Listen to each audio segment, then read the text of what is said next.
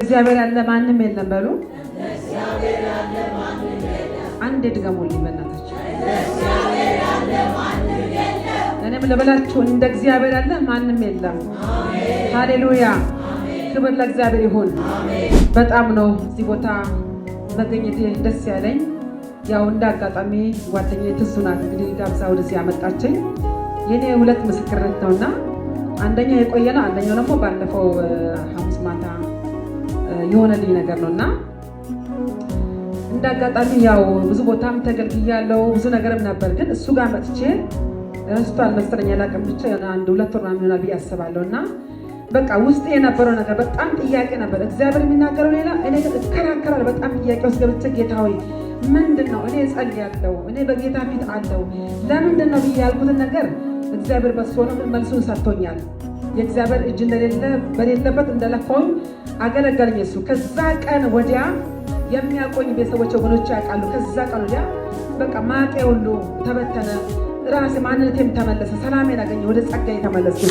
ከዛ በኋላ ደግሞ ሰይጣን አውቆ በጤና የመጣ ወገቤን ያመኛል፣ በጣም ነው የሚያመኝና ያው ባህር ማዶ ወጣ ብያለሁ። ምናልባት ያ ድካም ነው ምናምን ብዬም አስቤ ነበርና ሰይጣን ሸውዶኝና በጣም ያመኝ ነበር።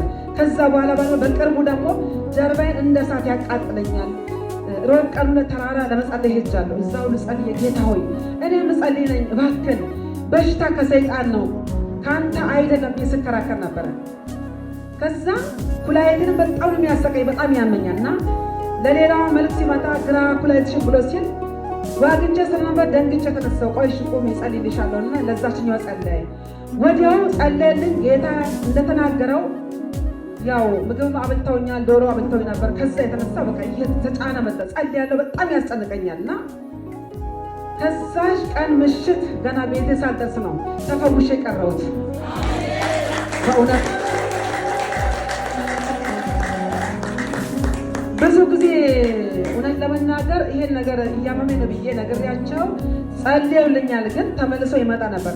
ወዲያው እዛ ሄጄ ቤት ሄጄ ሴክስ አደረግ ስቀመጥ መሬት ስቀመጥ የለ እንደች ብዬ ነው በጌታ ፊት እንዲህ ነው የምቀመጠው። ወገቤ አይሻለኝም፣ ስነሳም ደግሞ እንዲህ ይሻል። አሁን ግን እንዲሁ መቀመጥ እችላለሁ፣ መነሳት እችላለሁ። አይታችኋል ይላችሁ የጌታን ተአምር።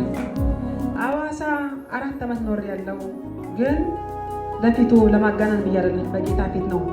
እውነተኛ ንክኪ የሌለበት ትክክለኛ ከሰማይ የወረደ ኤልያስን እሱን አይቻለሁ።